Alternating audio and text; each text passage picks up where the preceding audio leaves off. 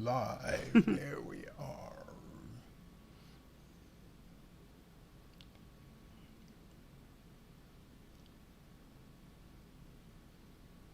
All right. We are live. Welcome, everybody. Wow, here we are.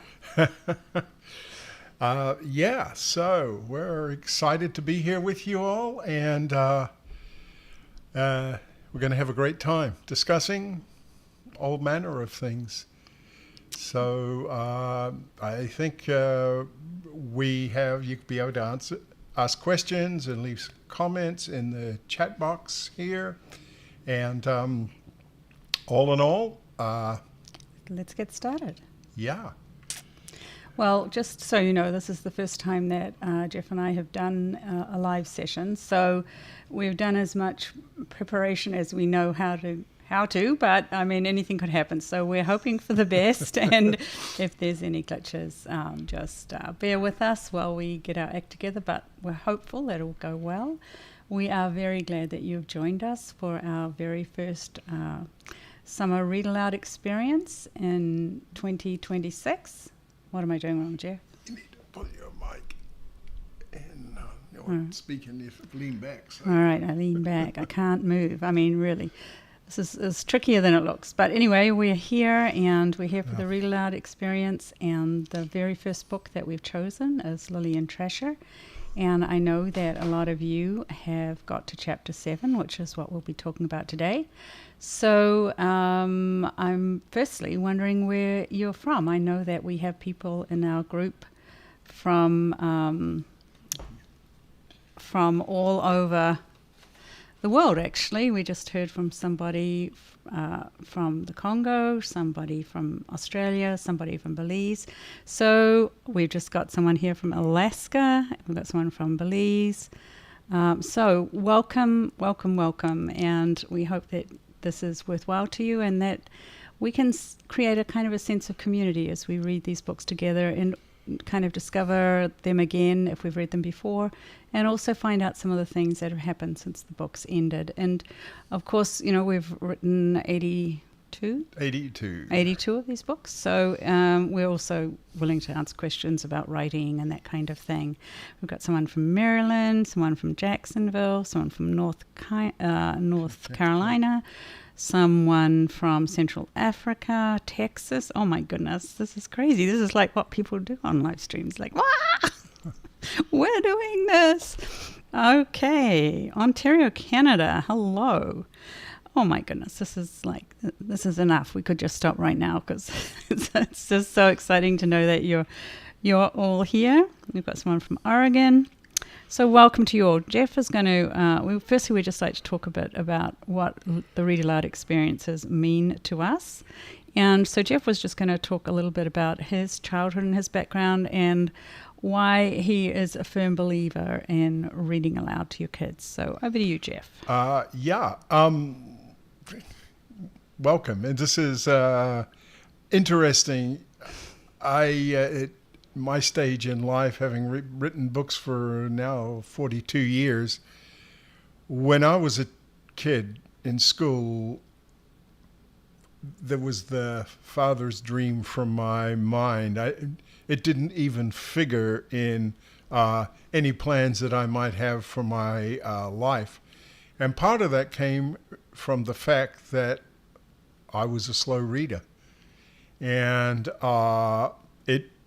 I just had a difficult time learning to read. It may have been these glasses. I've been wearing them since I was 9 months old. Not this exact pair, but I've been wearing glasses from there. And from that time, sometimes seeing was a little hard for reading. But anyway, whatever the reason, I was in the slow learners group. So we got taken out of the class and taken to the staff room because, as you can probably tell from our accents, or you've read the blurb on the back of the books, we are both originally from New Zealand. We were born and raised there, though we have lived longer in the US now than we ever did in New Zealand. And so we would go and get tutored to read better. There's just one problem back then. I'm 72, so it was a long time ago. And if you made a mistake, the specialist reading teacher, instead of perhaps trying to help you, would encourage you with a little ruler that she had and would slap you around the legs every time you made a mistake. That was helpful. Well, yeah, and my legs at the end of a reading lesson were all welts and kind of didn't look the best because I wasn't the best reader. Even I would say that. And whatever the reason was, I don't know. But an interesting thing happened in why I really believe in the whole idea of reading aloud and how important it is was my father, who was a motor mechanic, and he would read to my brother and I in the evenings. And now my dad was expressionless when it came to reading. Monotonal. Monotonal, that is exactly. He would just sit there with a book and read from it. And look, I shall just grab something here. And these were some of the books that he would read to us from. These were prizes, a lot of them, that you won at Sunday school for whatever you did. Attendance, probably. Yeah, this one was one of my favorites. This one was scary. And this one was Jungle Doctor, and it was a whole series. And all of these books he would read from to us in the evening before we went to sleep. And the interesting thing that happened for me was those books made my life come alive for stories, and slowly began to understand that words carried these wonderful stories, which gave me a little more impetus to actually try harder in reading, which I did. And at the same time, my life was open to all these stories. Many of them, I grew up in a denomination in New Zealand, the Open Brethren, which was very missionary oriented. And so many of the books had missionary themes or were set on the mission field. So my mind was open to the world, and absolutely loved that. And another thing that my parents did, having started to incite me to get my reading a little better, because these stories, and I don't think my dad intended to do that, but this is what they did. These stories were just exciting. And then my parents, which was really odd for them, they went and bought the World Book Encyclopedia, a set of them, 28 copies, I remember.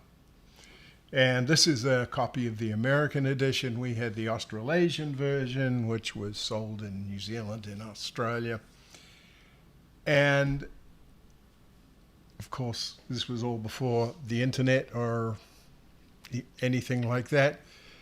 So I started reading the encyclopedia, started at the first volume, and slowly, over a number of years, I pretty much read through all 28 volumes. And that filled my mind with wonder for the world and the things that I was reading there. But the other thing that it did is I would sit in my bed for hours reading this, was my reading got so much better and started to get a little faster. So just those things, just reading, being read to, and then having my mind sort of realizing that words are important, and that changed my life. I didn't didn't decide I wanted to be a writer at that time. That came a lot longer. But that's certainly how I got from being a incredibly bad reader to where I am today, writing books. And you have a similar experience, Jana. Well, yes, I won't go into it maybe another time, but I was dyslexic, I still am, and that was not diagnosed during my childhood. So what was diagnosed was things like doesn't try hard enough, could be neater, doesn't live up to potential, and a lot of red lines through things, repeat, do better. A lot of summers spent where my poor mother was expected to get me up to grade on my spelling, which was, I'm still not there. So poor mom, she tried, but actually she didn't try too hard because she could see it was a bit of a lost cause. But reading aloud was really hugely, hugely important to me because people could read to me books that I could not read for myself. And in New Zealand at the time, the teachers in my school at least had a long-standing protocol of reading after lunch when everyone came in sweaty and hot. We put our heads on our desk and the teacher would read to us for 15 or 20 minutes.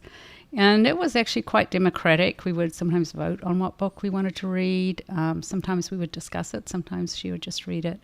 And I remember that happening from the time I was about 8 years old. And I still remember quite vividly some of those books and the teachers that read them to me when much else has faded. So I'm always grateful that I grew up in a school system where reading aloud to children was a part of the daily curriculum.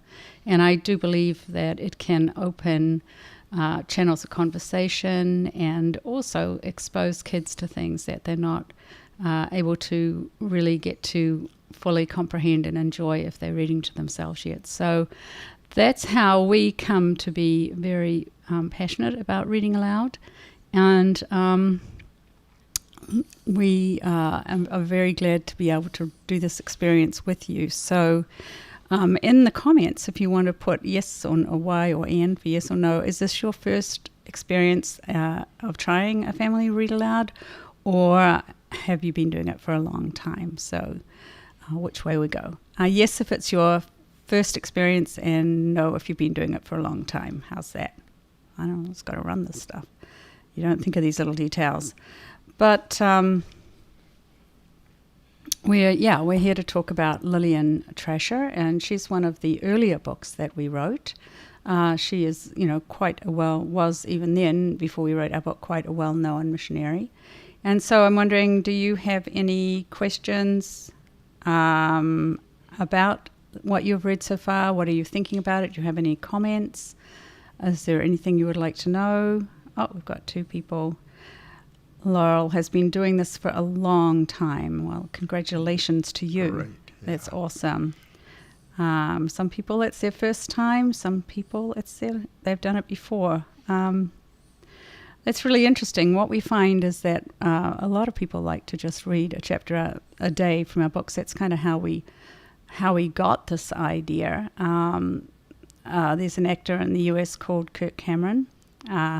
Thank you, Deborah. Yes, as a teacher.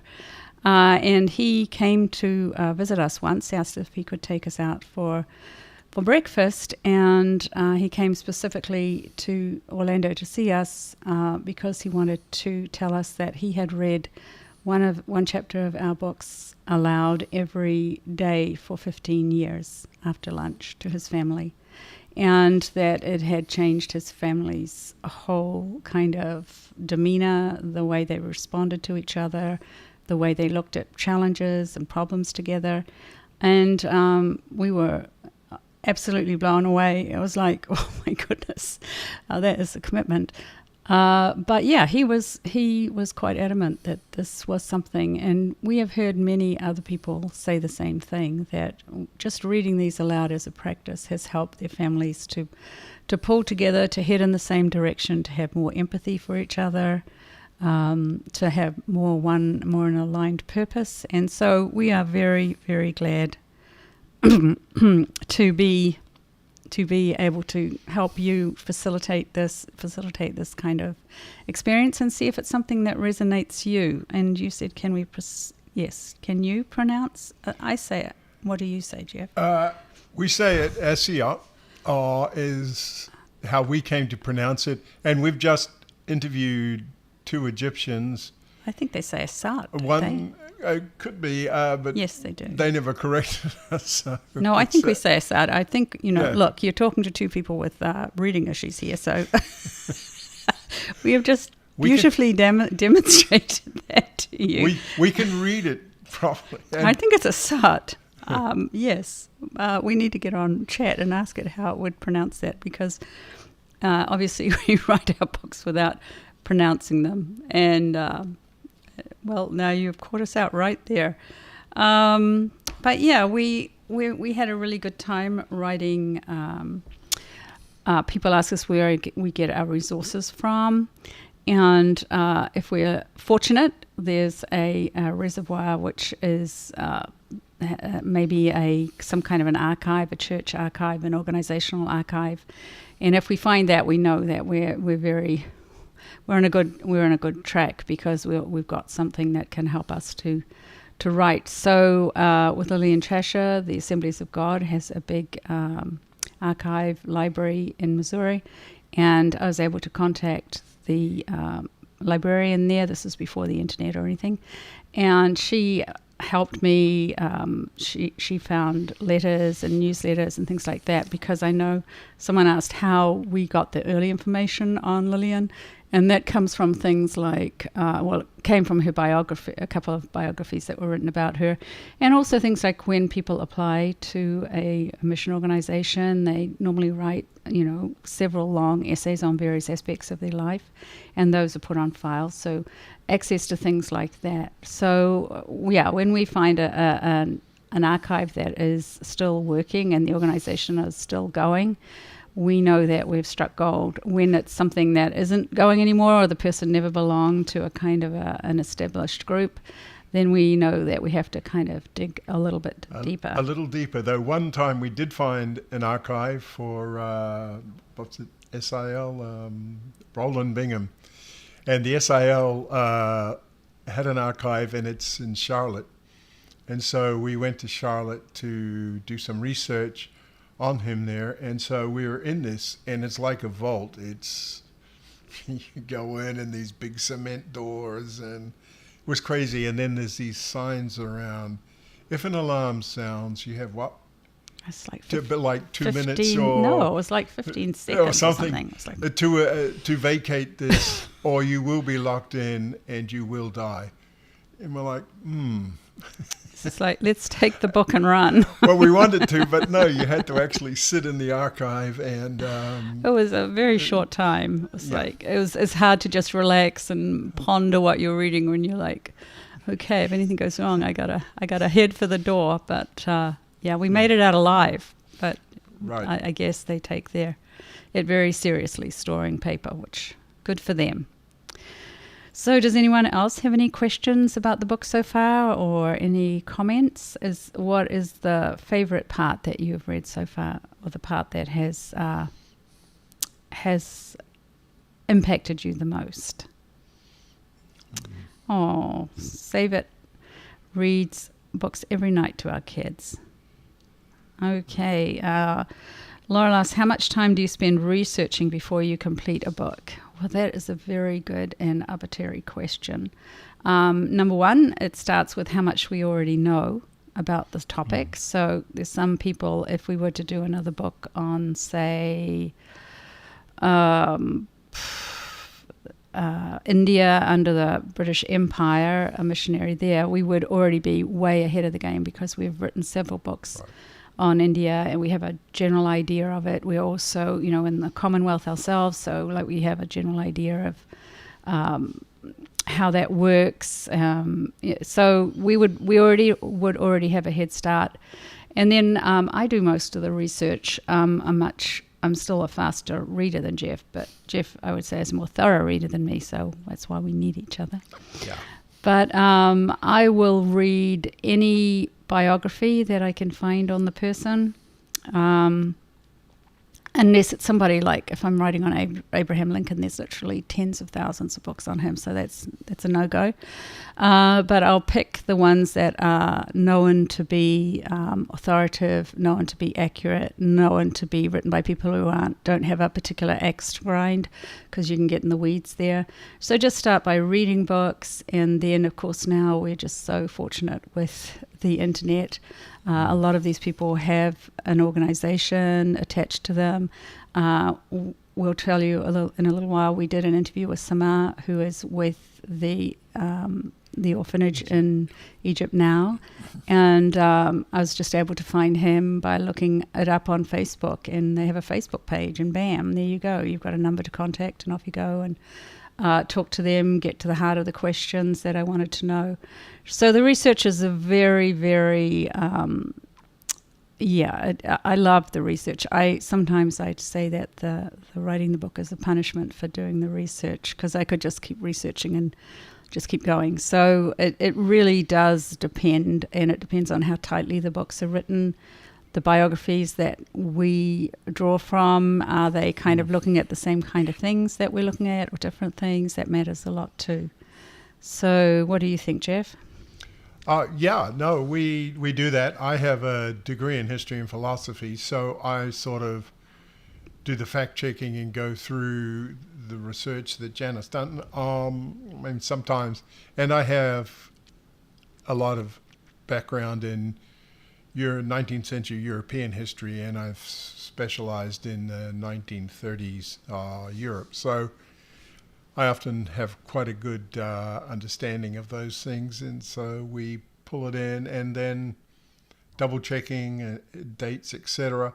But usually we draw from the experience we have, and then once Janet's done her research, we will sit down and talk about the book, what's important, what are we thinking we're going to focus in, and then she begins to write the first draft and work on it. So the research, while she does the bulk of it, is a backwards and forwards thing that we're doing. And sometimes it's some of the things we have to research are quite overwhelming. And so there have been a couple of times where Janice like, you just have to go and help me out here. Help me out. And one of those was the Dietrich Bonhoeffer book, which was really probably the most difficult book for us to research on. Yeah, that one was a tough one. Yep. So that is basically the research process. We of course, if the person is alive, we normally try to contact them and work with them, though sometimes that's not the way we go. But when we get to Klaus Dieter John, the third book we're going to read, I went to Peru and spent time at the hospital with him, which was fantastic. So, every book is kind of different. Deborah says, when Lillian heard a missionary from India, was it any by chance Esther Cotter? I don't know, but I will look her name up and I will see. I mean, that's possible. Or Jennifer says, do you know what happened to Tom, the man Lillian was engaged to? No, I do feel sorry for him. And when we did this, we didn't have the internet. So actually, as I was rereading it for this live, I was like, what, poor Tom, I do feel for him. What did happen to him? So I have an interest in family history, and I have ancestry. So I thought, one of the things I thought when I reread it is I must actually just look up his name and see if he pops up in a census or something, if I can track him. So I will have a go at tracking him, and I'll see if I can find anything out, because I was worried about that too. And we do try to not leave open loops in stories for people, but he's not mentioned anywhere, anything that I've read, but we'll see what we can do there. And Millie, who is 7, said her favorite part is when Lillian found the baby. Yes, that's very, very special, isn't it? And she right then decided that she was called to look after that baby, whatever it took. And it took everything, didn't it? She was thrown out of her house and had no way to get food or anything anymore, but she decided God wanted her to look after that baby, and she did it. And that's really quite amazing. Why did she take the baby Frida with her during her relaxation time in Alexandria. I think probably because she was such a sickly little child. Yeah. I think she wanted to just make sure she was safe. And, she had the other children. I think she had 2 or 3 other children by then. So Right.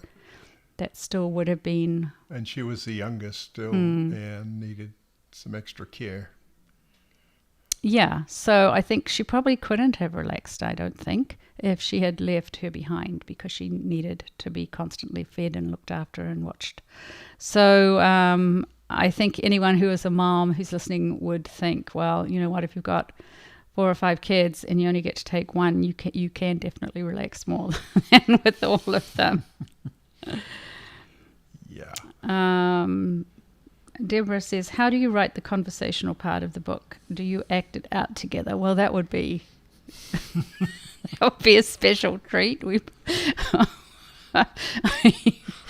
could do live streaming on us acting things out, Geoff. What do you think? Yeah, especially the arguments. Wouldn't that be fun?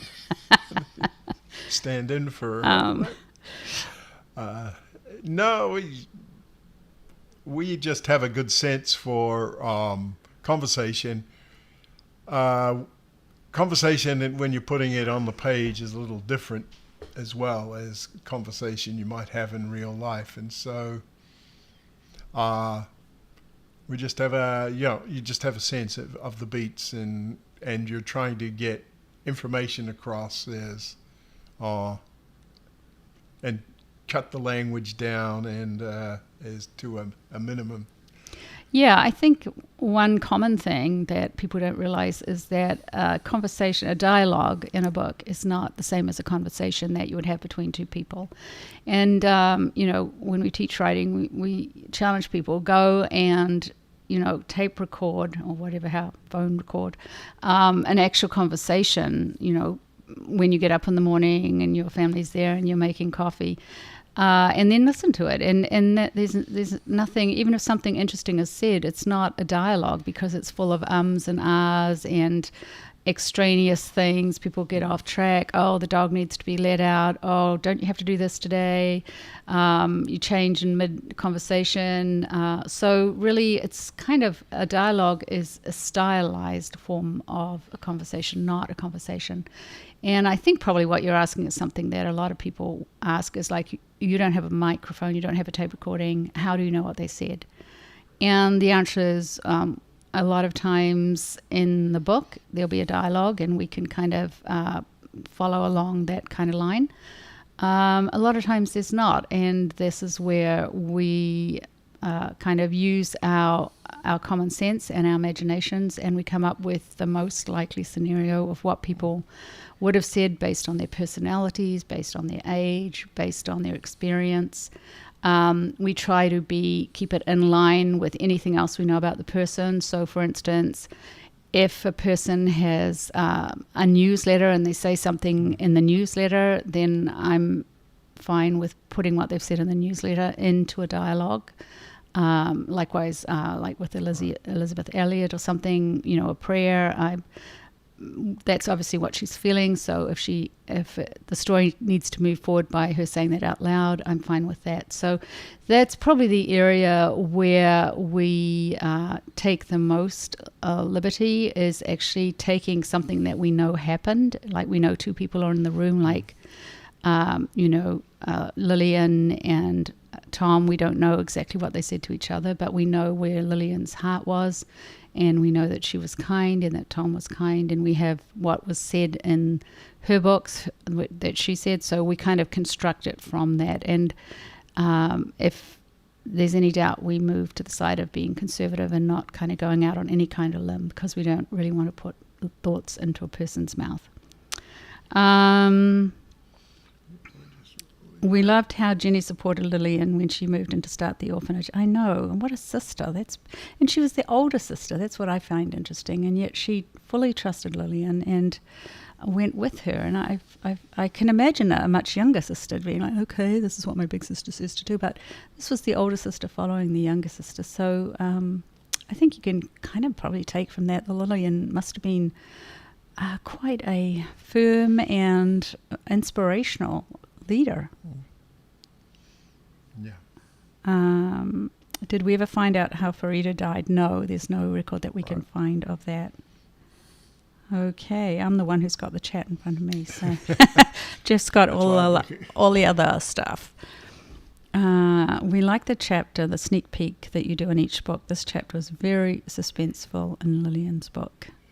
The teaser chapter, yeah.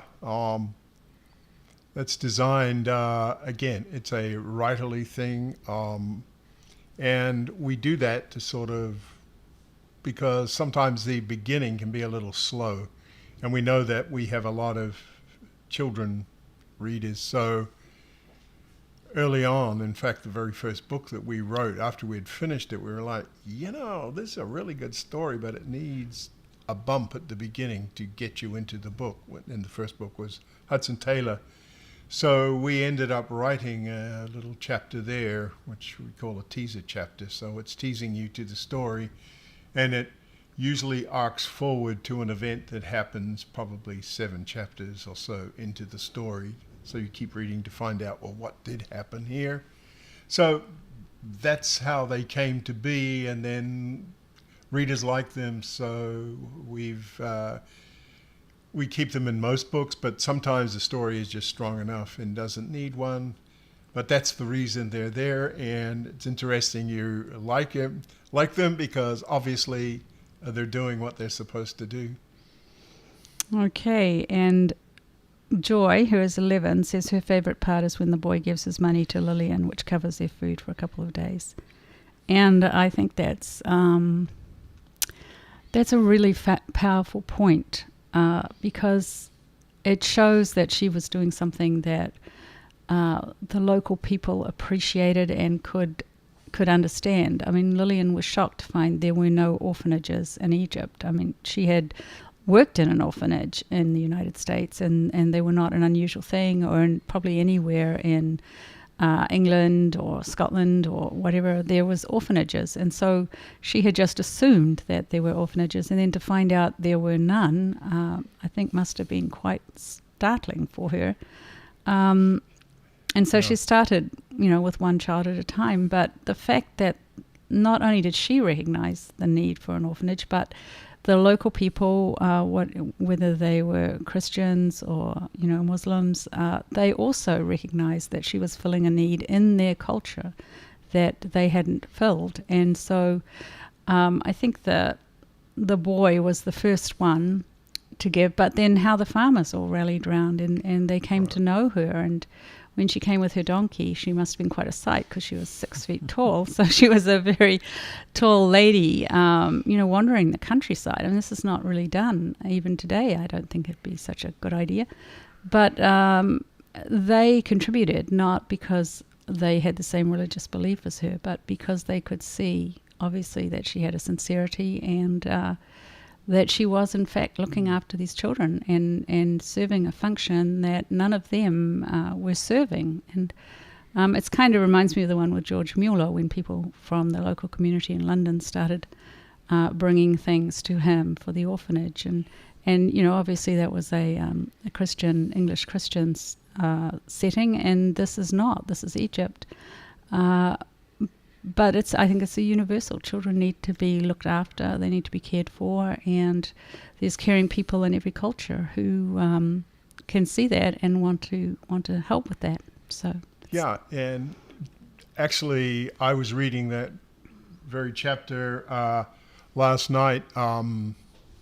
First time I've read the book in a number of years, and so I had kind of forgotten that. So yeah, it had this same, quite an emotional wallop. I'm like, wow, that really, yeah. And so it's good that you found that as well. All right, we got to go down here now. Ooh, it's going everywhere. Where's my cursor? There it is. Okay. Are you currently researching and writing another book? Well, I have to tell you this, Chapman family, we are always researching and writing a book. And we haven't retired, because if we retired, we would research and write books. So Right. I don't know how we're ever going to manage retirement. When your work is your hobby and what you love, you can't escape it. No.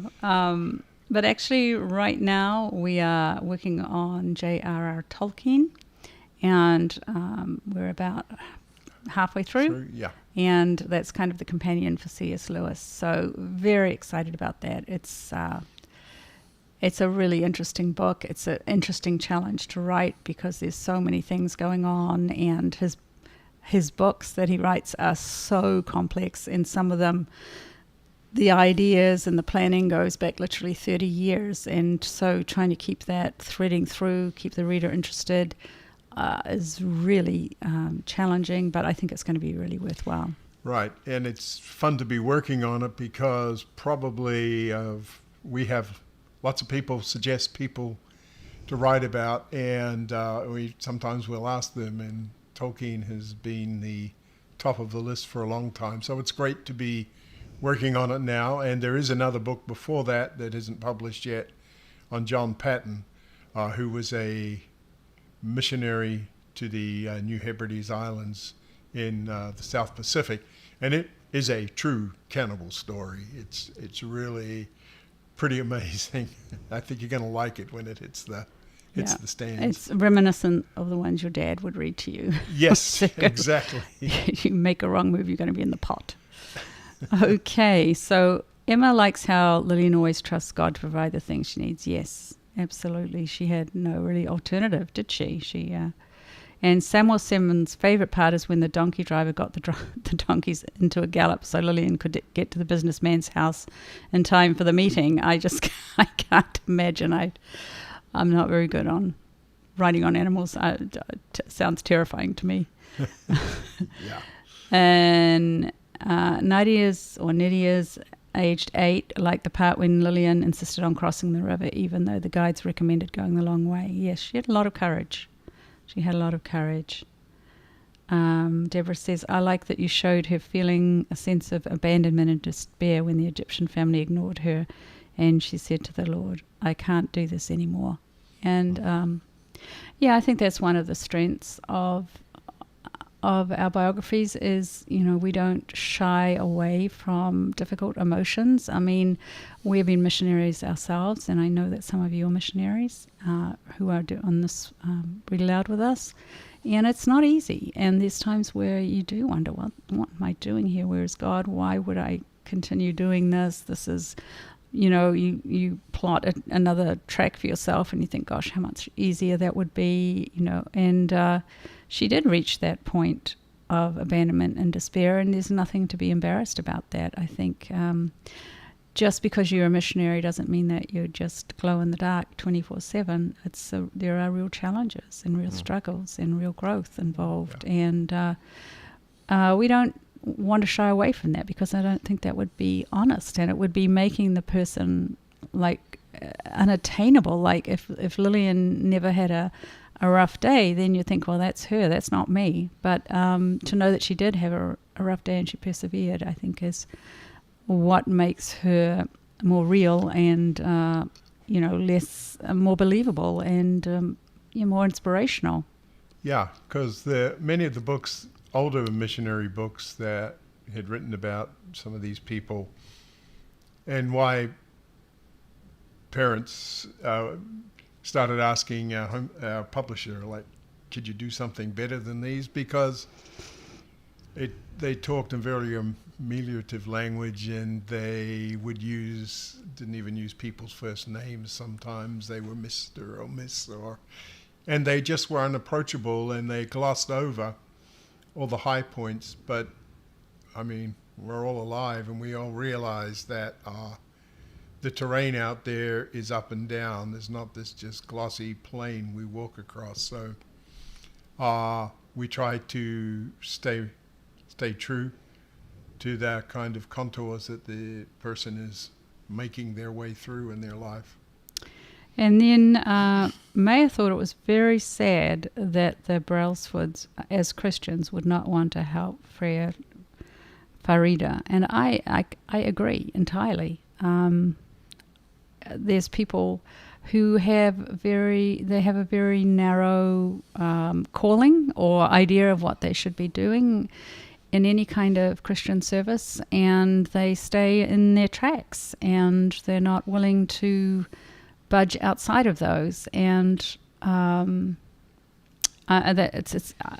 like, oh, come on, surely you could do better than that. But they were rigid in that way. This is what they were called to do, to do whatever they did with their community house, and that's what they did. And they weren't willing to put themselves out for that, for Lillian and for what she wanted to do. And on the other hand, Lillian had only been there about 3 months. She had no missionary training, and she didn't really know the culture. And without eyes of faith, I think you could think, well, this is absolutely a lost cause. So, and then think of what happened because they said no. If they had said yes, maybe they would have just had a little room built for Lillian and, maybe 1 or 2 kids, and that would have been the end of it. So in the end, God worked it all out to be quite amazing. But a lot of these stories do start with, I think of like Gladys Aylward, people who have really rough experiences within a Christian organization or with other Christian people that they've really looked up to, who are quite rigid in their thinking. And that's a hard one. And I do think it is sad too. Have you considered doing George Whitefield? He has crossed our path once, and there were a couple of reasons which I cannot remember right now. See, one of the things is, excuse me, we're writers, and sometimes people think we can write about anything, but a story, when we're going through, there has to be certain elements in a story before we'll tell it, because we know that it will otherwise bog down. And that's why you'll see we haven't written about a lot of preachers. And this was one of the things that we've had with Charles Spurgeon, who we've been asked to write about. But he basically got up in his church every Sunday and preached.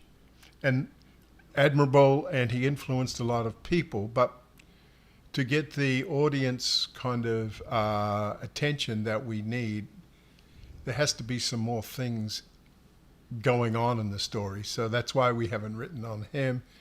I'm not sure what it was with George Whitefield, but there was a couple of things that we said, I don't think this will work. In this format, Yeah, in our format. That's not to say they don't have a great story, but we have to satisfy. We're writing the 84th book in this series now, so we've got to satisfy the expectations of people when they come to, this is what our publisher wants to, when they come to the book, it has to meet those sort of expectations, and so not every story can fit into the format that we use. Absolutely. Someone is on John Williams right now, which is one of Geoff's favourite books, and we have been to Rarotonga and lived in the South Pacific. Obviously, someone else asked, we're born and raised in New Zealand. We live in Orlando, Florida at the moment, and have done for 35 years. Mm-hmm. But we have also lived, we were missionaries in Tonga in the South Pacific, and the Philippines, and several other places that could talk about sometime. John Williams is a very special story. Right, because he crosses paths in New Zealand. He's an early missionary there as well.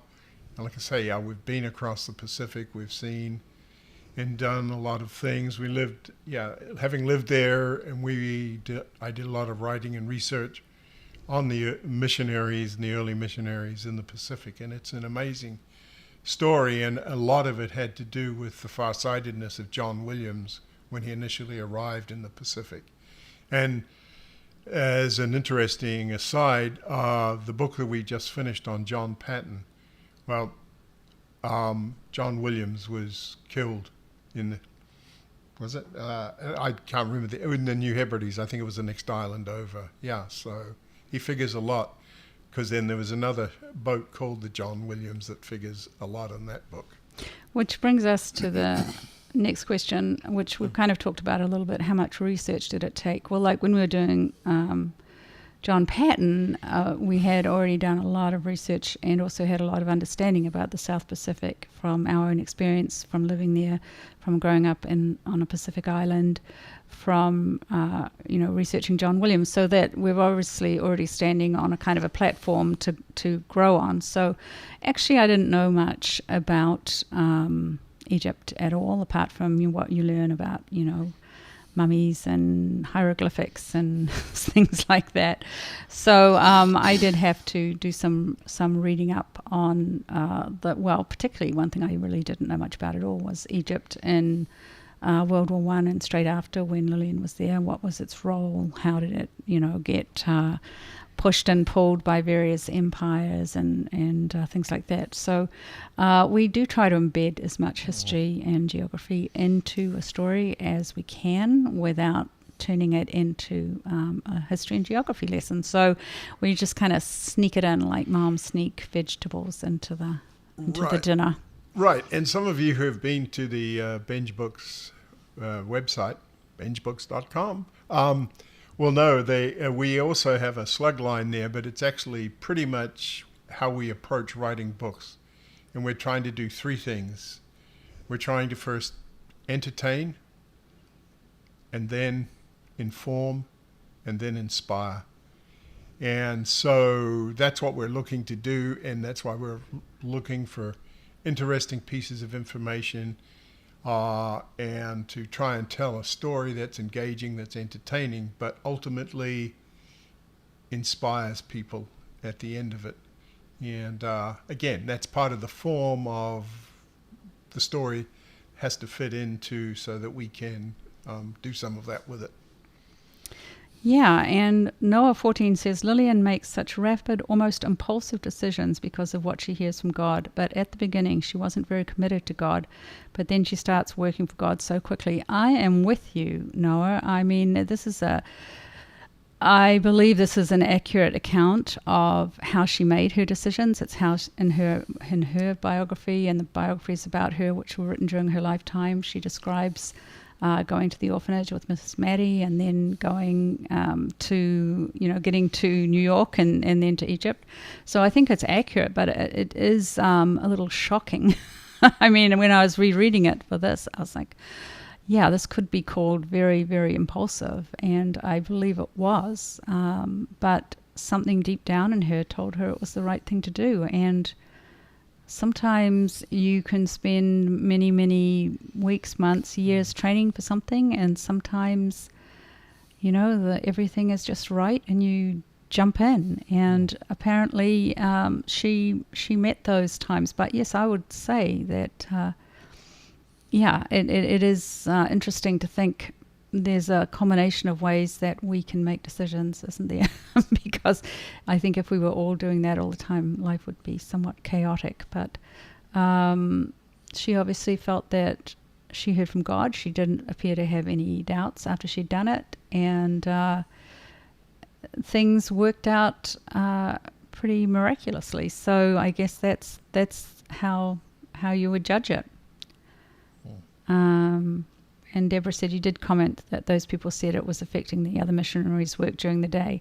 And I do agree with that too, Deborah. I think that if she, to be allowed to keep the child at the mission home, everyone else had the other things that they were already committed to, already doing, I guess, language learning and different forms of outreach, and they needed their sleep. And I guess, it would have to be a group decision if everyone is willing to turn their life upside down for one baby who's probably not going to survive anyway. And I guess that's fair enough. And Lillian accepted that and made the decision that she had to make.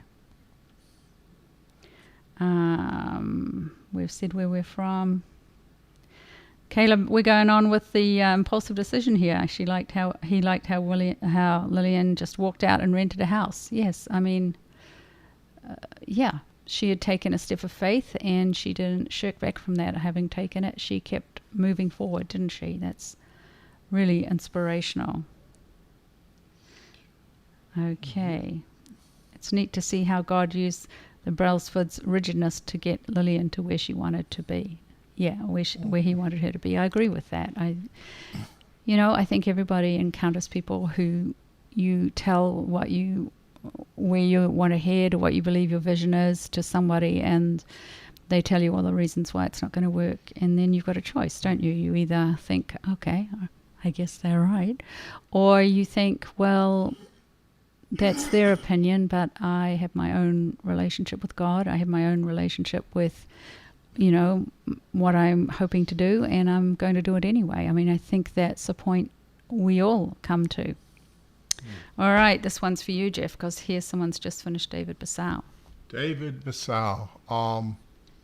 I would have to say David is one of the most amazing people I have ever met in my life. And what was interesting is I had to fly from here, we live in Central Florida, all the way to Australia to actually interview David for the book. I think that was in 2017. And what was fascinating is that David was from the same town as I was. Teeny town. And so we were able to bond over that. And he was as interesting as we're talking about orphans here, he had been an orphan and raised in an institution in that town. And so it was interesting to see where he had gone. If you've read the book, how he really deals with microeconomics and how all of that unfolded. And to sit with this guy and to listen to him talk. And I mean, we've lived in a lot of pretty tough places with poverty and sickness and all sorts of things. And we've traveled a lot and written a lot about different places. And so it was fascinating to sit down with David, and we sat down for a week together, and he just explained everything that I needed to know about what it meant to be poor and how this limited your resources. And I mean, the understanding he had was just phenomenal.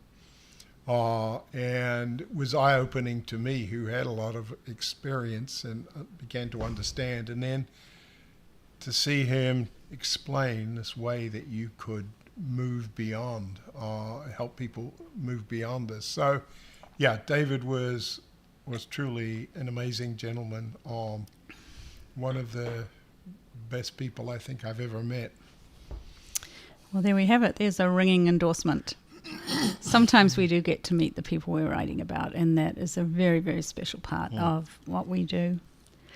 Alyssa says, we actually use your books as a homeschool missionary and geography class. Where would you find accurate maps, country information from the time period? Well, I would have said things different times in our lives. When we first started writing these books, we would go to Microfuchsia's, we would go to National Geographics from the time period. We would, have to go to the library and ask the librarian. But I think you can find a lot. Normally, I just do a Google image search, and then I just put in, like when I was doing Egypt for Lillian, to just double check a couple of things. This time round, I just put in Egypt 1915, and it'll pretty much, if there's a map, either it's for sale somewhere, it's in some kind of archive, it'll pull that up. And I find that actually to be the most expensive archive now, which is kind of crazy. Jeffrey, this is a good question for you. I would just add to that one. Yeah, it's so much easier now. When we started writing these books, every Monday night, we spent hours in the library. We took our 3 kids and dumped them in the basement, which was the kids section, and we were upstairs in the reference section, finding. And in the Christian Heroes books, I create the maps for those. I've spent hours finding reference maps in, like, especially in China, and then there's five different languages then, and you had to work out which one was to get the correct spelling. But now you can just even punch those names into Google Maps and up pops all kinds of things, and that's an amazing thing. And don't forget, Street View in Google is an incredible research tool if you just want to get a sense of what a place is like. Hey, take a drive around the streets on your computer. I know. Yeah. It's amazing.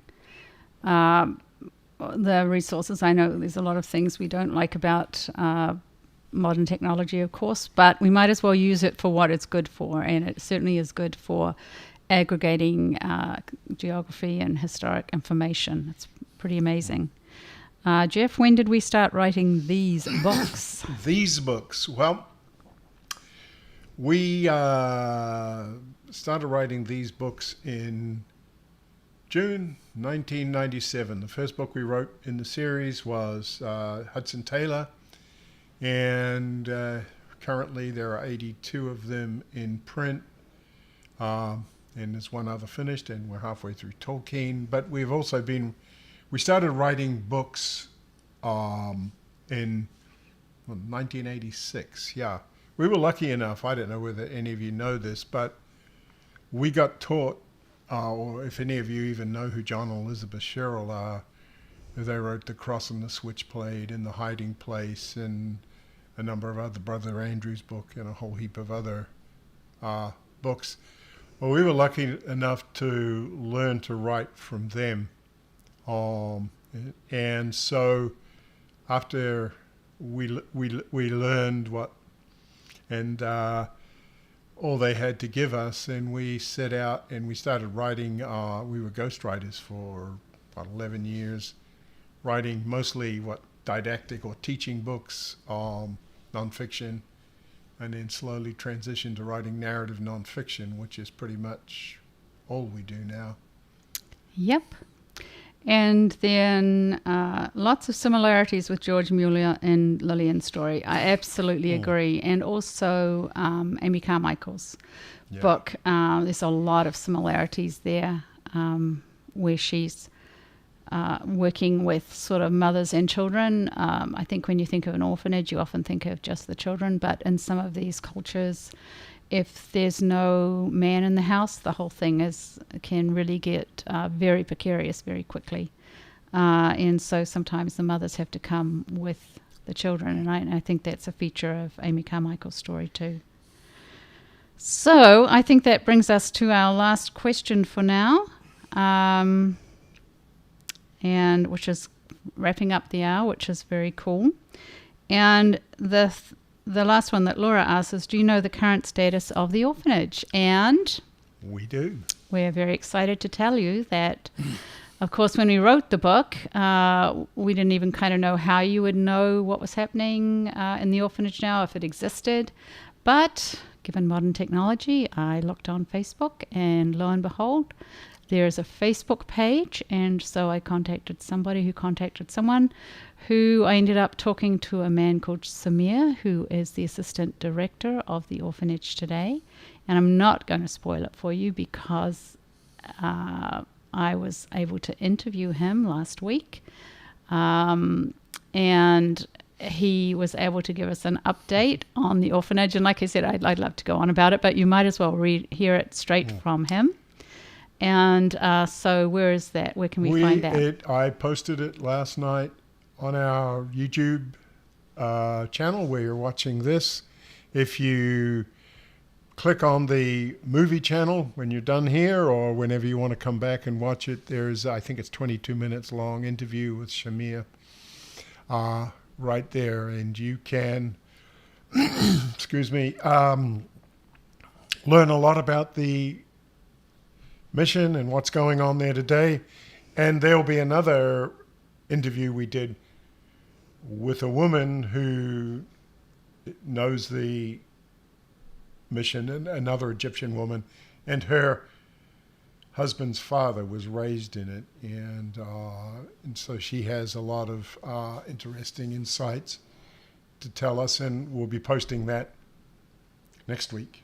So yeah, wherever possible, it's fun to be going back and doing some follow-up, and like I said, with modern technology, we can do things that trace people and organizations that we really didn't have access to before, and just call up and ask them to jump on a Zoom and tell us all what's happening and what did happen when Lillian passed away. And I think there's some really lovely stuff there. So I encourage you to watch that, and we can talk about that next week, and it won't be a spoiler because you will have watched it already. So I think we'll leave it there. We got through this with no hiccups. Whoa! Yes. No, that's because of Geoff. Geoff is the technical one in the family, and he figured all this out. So more power to you, Geoff. Yeah. Thank you. And we'll see if we can reproduce this level of technology again next week. And give us a heart if you are going to keep reading and finish the book, and if we're going to see you next week, because we hope we do. So Yeah. God bless you all. Yeah, it's been fun, and happy reading, and we'll be back to talk some more about Lillian next week. Oh, and if there's any questions that just kind of pop into your mind during the week, feel free to email us at inquiry@bengebooks.com. Okay, and thank you all for being here. We appreciate you, and we hope that you enjoyed it and got something out of it. Thank you.